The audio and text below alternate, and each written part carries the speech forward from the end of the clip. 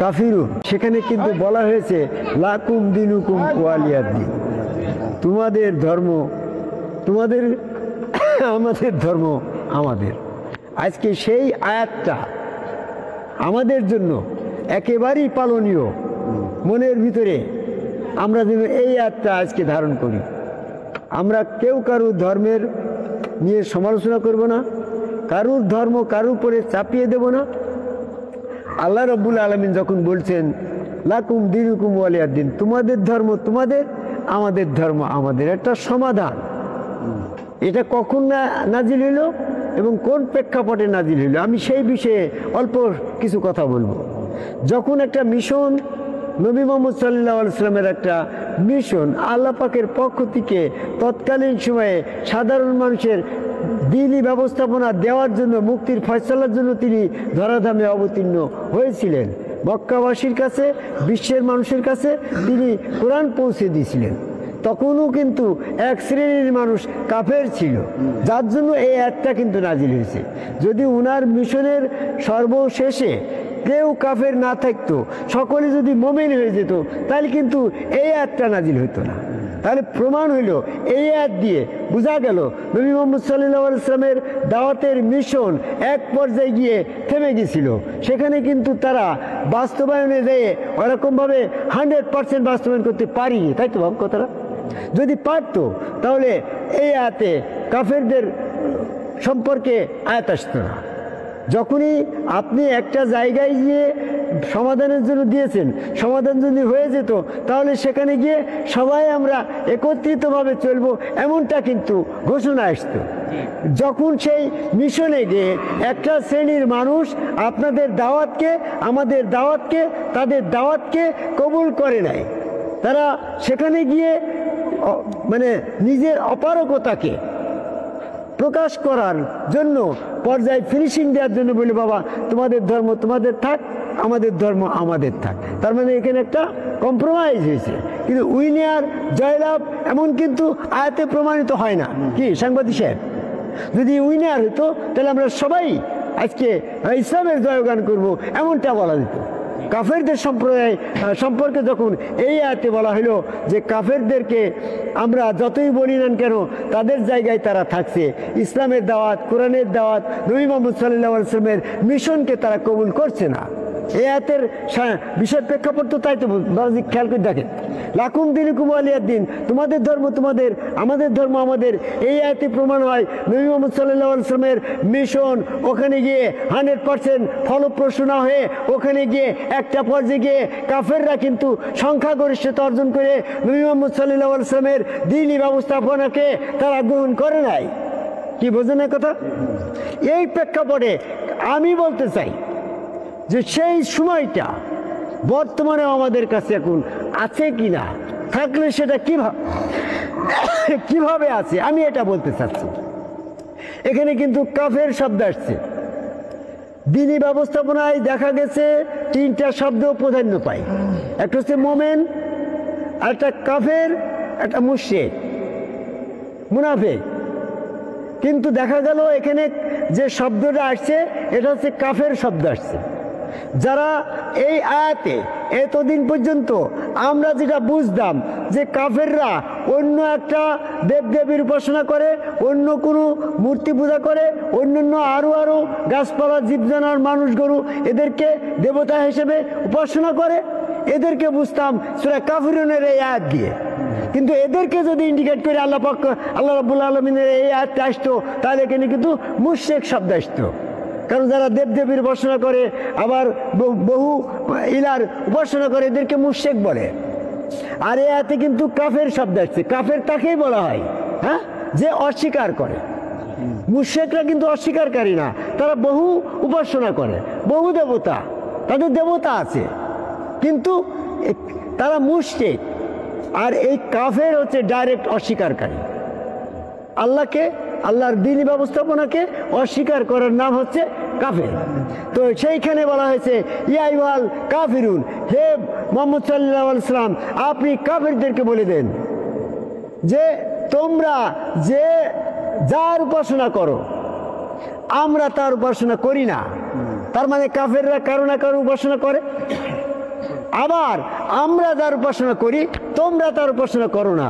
তাহলে উপাসনা করার ক্ষেত্রে কাফেররা এক শ্রেণীর তাদের প্রভুকে উপাসনা করে, মুসলমানরা আরেক শ্রেণীর প্রভুকে উপাসনা করে।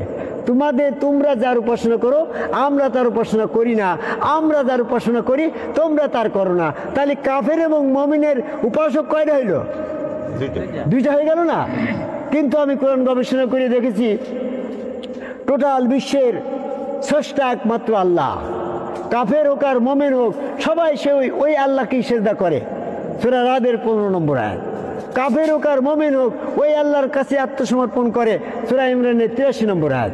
কাফের হোক আর মুমিন হোক ওই আল্লাহরই প্রশংসা হামদনাথ প্রকাশ করে। সূরা হাদীদের 1 নম্বর আয়াত। তাহলে কাফের এবং মুমিনের স্রষ্টাকে এক আল্লাহ, কিন্তু মানার ক্ষেত্রে দুটো দল হয়ে গেছে।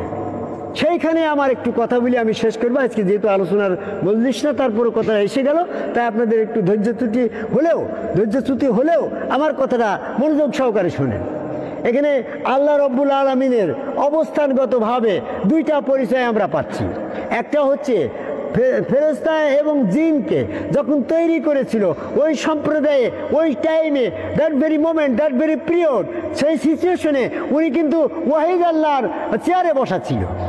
ফেরেশতারা এবং জিন যখন আল্লাহর সম্পর্কে আলোচনা করতে চাচ্ছিল অবস্থানগত সম্পর্কে, তখন কিন্তু বলা হয়েছিল কলহু আল্লাহু ওয়াহিদ, বলো আল্লাহ এক। যখনই আদম আলাইহিস সালামকে তৈরি করে আল্লাহ রাব্বুল আলামিনের নিজ রূপে, নিজ স্রোতে, নিজ হাতে সেখানে নিজের রূহ প্রৎকার করে তার প্রতিনিধিত্ব, রেসালত, তার প্রতিভূ সেখানে প্রতিষ্ঠিত করার জন্য সেখানে যখন তিনি করলো, প্রকাশিত হলো আদম রূপে, তখন কিন্তু হয়ে গেল আল্লাহ পাকের অবস্থান আহাদ রূপে হয়ে গেল, আল্লাহ পাকের একক রূপে এসে গেল। ইবলিসকে তখন বলা হলো তুমি আল্লাহ পাকের এই আহাদ অবস্থা, একক অবস্থা, খেলাফত অবস্থা, রেসালত অবস্থা, প্রতিনিধিত্বের অবস্থাকে, আল্লাহ পাকের অবস্থানকে মেনে নাও এবং সেজদা করো।